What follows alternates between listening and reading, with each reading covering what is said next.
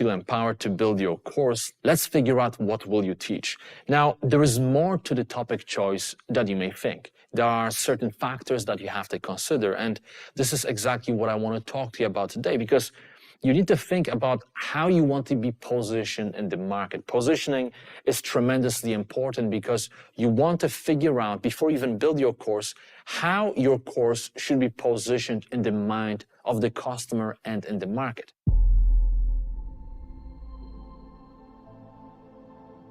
I'm going to share with you all of those factors that you have to consider to make sure that you can easily pick the best topic and also the best target audience for yourself. So let me ask you a question.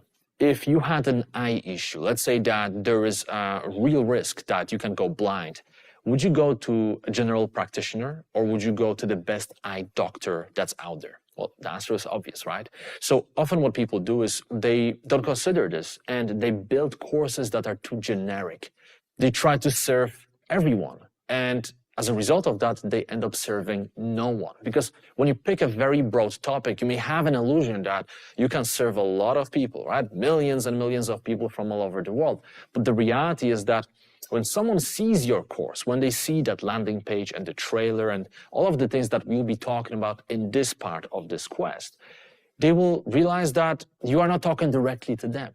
And people want you to talk directly to them. When they see your landing page, they want to feel like, wow, this person created this course just for me. I can resonate with everything that person is saying. This is what you want to create. But in order to create this effect, you have to be very deliberate in how you pick your topic, how you choose your niche, and how you add your own unique flavor. Now, I use the word niche, right? And you probably heard the old saying, riches are in the niches. And there's a lot of truth to it. So if you want to make it big, you have to pick your niche. Now, I want to clear one of the biggest misconceptions that people have. And people often say, well, what if I pick a niche that's a little bit too narrow? There are not enough people in the world that want to learn from me.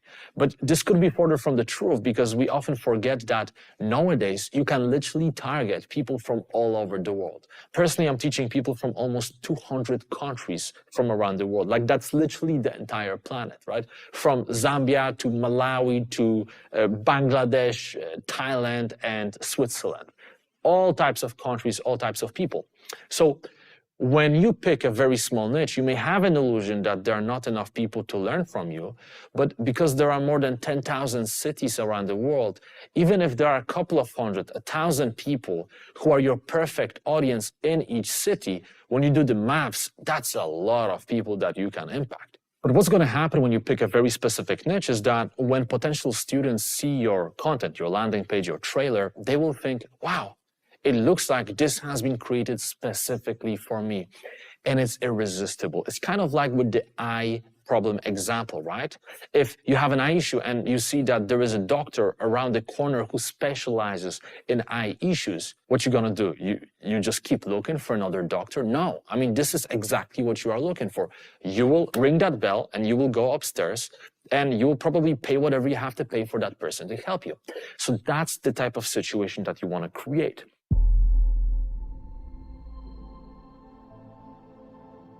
Now, how do you pick your exact niche? How do you actually do it? Well, I recommend you to think outside the box. And rather than just thinking about doing, for example, a yoga class or a web design course, or perhaps course on meditation or building courage, I want you to go a little bit deeper and really think outside the box and ask yourself how you can combine different things. How can you combine your topic with your unique experience, with your unique flavor? And everyone is unique, right? You have your unique experiences in life. So how can you stand out? How can you be different? For example, if you're watching this and you have a lot of experience working in the corporate world and you want to teach yoga, rather than building just another yoga course, you could create a course about yoga for busy corporate people. Think about it, right? If you do it this way, if someone who works, for example, for a company like Morgan Stanley or Goldman Sachs or one of those big banks stumbles upon your course, they will think, oh, wow. It's not just a yoga course, it's a course for a person like me. I work for a corporation and I'm really busy. I don't have much time. I should probably buy it, right? So again, you make it so compelling, you make it so vivid, you make them feel like it was made just for them. For example, maybe you are a web designer, but perhaps back in the day you struggled with technology, you always hated it, and still you managed to learn how to design beautiful websites. Now, rather than building just another web design course that's 40 or 50 hours long and that's intimidating and overwhelming, you could focus on a little target audience, a small niche that can resonate with you. Super important, right? You want people to resonate with you. So for example, you could build a short, maybe 3 hours web design course for non-techies. And the way you sell it, the way you promote it is, hey, I used to be really bad with technology, right? I always hated it and I was never good at it. However, I always wanted to build amazing websites. Now, what I discovered along the way is that you don't need to know all the little technological details to build an incredible, compelling website. And this is exactly what I'm going to teach you in this course. You see? Now, if you are someone who is not very good in technology, but you want to build a website, maybe you are a coach, trainer, a consultant, and perhaps you don't make that much money. You don't want to necessarily pay someone to build your website. You want to do it yourself, right? You want to have your creative input, but you always hated technology. Will you buy this course? Of course. When you see something like this, well, now, first of all, this is perfect for your personal needs and your specific circumstances, but also when you see the trainer, you realize, wow, I can resonate with that person. That's awesome. And you're more likely to buy this course versus just like a regular, generic, super long web design course. Now, I could give you lots of examples, but I'm sure that you see the point. Now, if you struggle to pick your topic, if you're one of those people who just doesn't know what to pick, then I want to give you one little thought experiment that you can go through in order to figure out what you can teach. Now, I want you to ask yourself, and this will take some time, so you can do it after watching this video. I'm going to remind you of it in the action step, but I want you to think about some of the challenges that you managed to overcome in your life that seemed impossible, right? So for example, even though I'm an entrepreneur, I used to go for job interviews and I used to nail them. I used to kill those job interviews. So I remember when I got a job offer from Goldman Sachs, I got a ton of offers from different companies. And over the years, I realized that the reason it happened was because I just nailed every single job interview, right? I showed up, and rather than being intimidated, I talked to those interviewers as if they were human. I got very good at finding the common ground, and I created my own techniques and strategies for prepping myself for various situations. So that was one of those aha moments, and I realized, you know what? This is something that a lot of people struggle with. I overcame that challenge. Why don't I build a course on it? And that's exactly what I did, and it did extremely well. So by thinking about some of the things that seemed impossible, some of those challenges that you managed to overcome, you may realize that you have some hidden superpowers that you never thought about. Because you see, the truth is that, as Eric Edmeades often says, the butterfly cannot see its own wings, right? You may not see your true greatness unless someone points it out. So again, I encourage you to really think about some of the challenges that you managed to overcome, and also ask yourself a very simple question. What are you better at than 99% of the society? And I bet that you will find some answer. One question I get a lot is, okay, Jimmy, all of this makes sense, but what if I picked a topic, I picked a niche, and there is a lot of competition? What should I do? Maybe the market is saturated. Now, it all depends, right? You have to really dig into it and you need to see what's out there in the market. But what I want to tell you is that based on my experience, competition is actually a good thing. If there is some competition within your niche, it means that there is a market for your topic. Now, sometimes what happens is, and this is kind of weird when it happens, but you may be doing your research. You may be trying to find other content creators within your specific topic, and you may realize, hold on a second, there are not a lot of people out there. There are not a lot of successful courses. What's going on? Maybe nobody wants to learn that topic. Now, I had a situation like this with my first course, called Double Your Confidence and Self-Esteem. So I remember 8 years ago, I was doing my market research, trying to find confidence courses, and I just couldn't find anything. Well, there were some courses, but they were not very good. They were actually pretty bad, to be honest, and they didn't have too many students on board. So at some point I was thinking, what if there is no market for confidence? Maybe people don't want to learn confidence, but intellectually and also emotionally, like I knew that people want to learn confidence. Of course, everyone wants to have more confidence. So rather than assuming that just because there is no competition, no one wants to learn about this topic, I figured maybe no one has created a course that's good enough. And that's what I decided to do. And the next thing you know, fast forward, my course, Double Your Confidence, have been selling like crazy. I think just in that course, I may have 40, maybe 50,000 students, perhaps even more by now, by the time you're watching this. So clearly there is a market for people who want to learn confidence, right? So again, it all depends on the situation, but I recommend that you always dig into the market and you analyze the competition. You see what's out there. Now, speaking of analyzing the competition, I recommend that you always ask yourself a question: what can be improved about their content? What is missing? What are different holes that I could fill?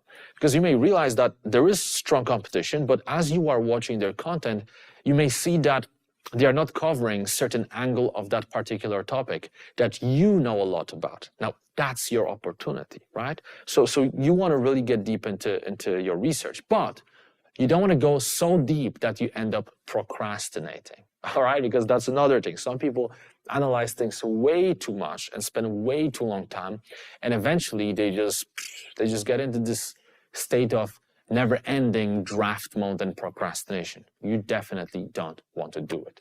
Actually, one thing you can do right away is to go to Udemy website, udemy.com, and they have a really cool tool called Marketplace Insights. It's completely free, right?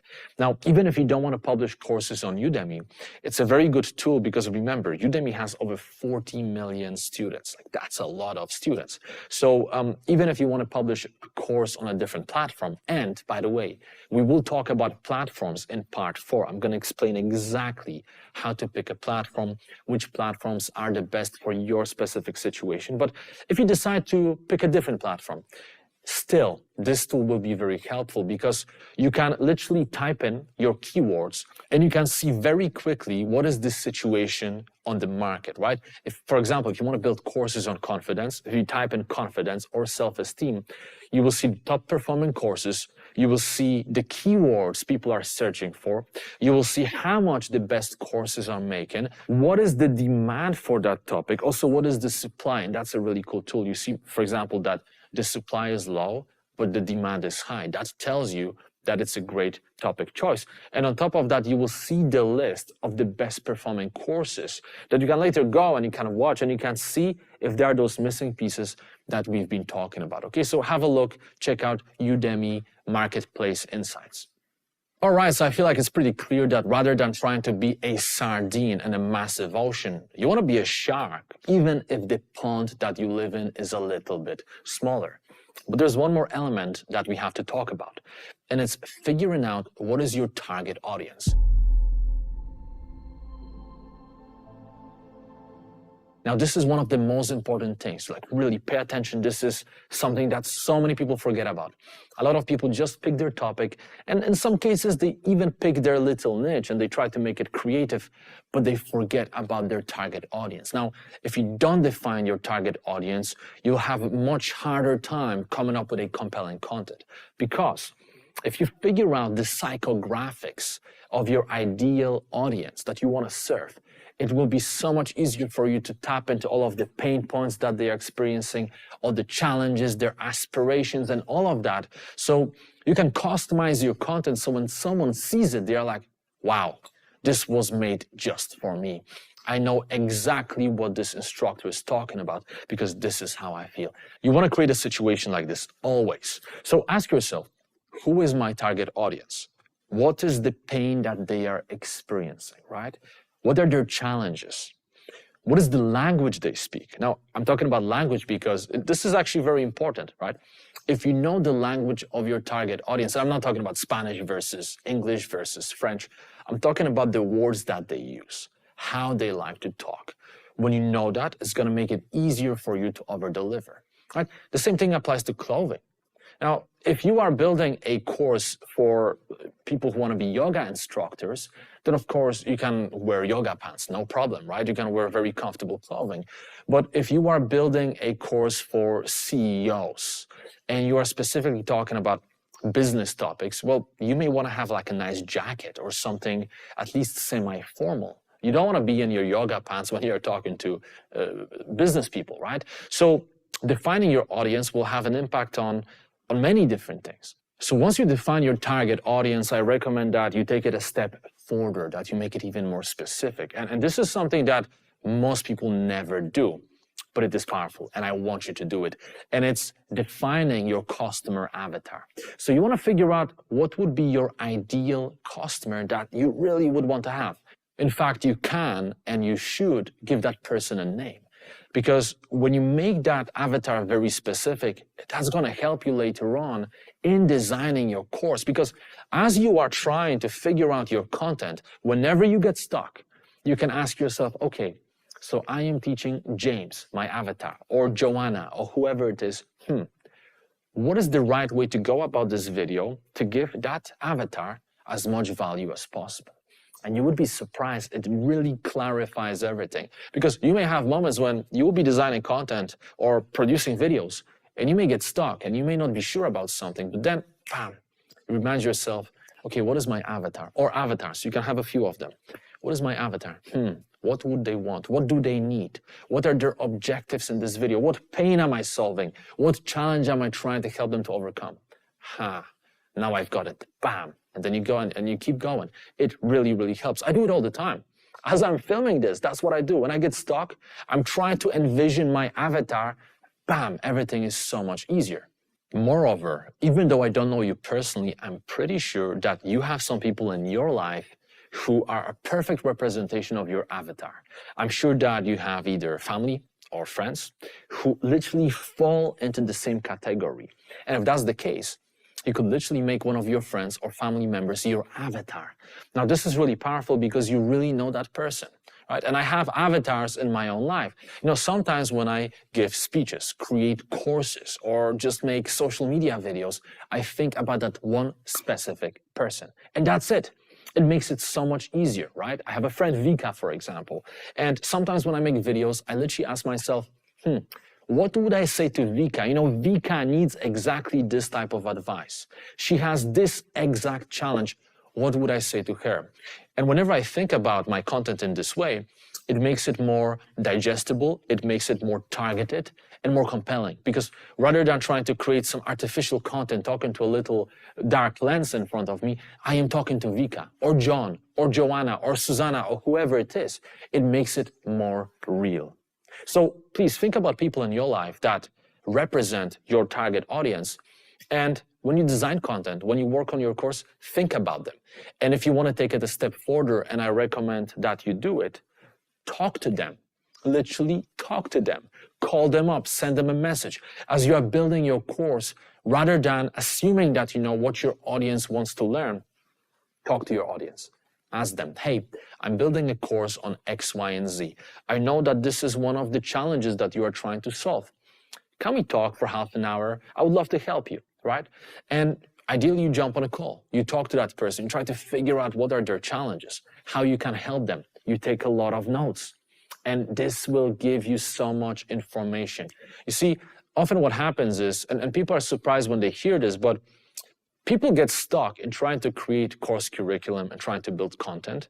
But often what happens is a deep conversation with several avatars will solve all your problems. It makes everything so clear, and you know right away the type of content that you have to produce. So why not take advantage of that?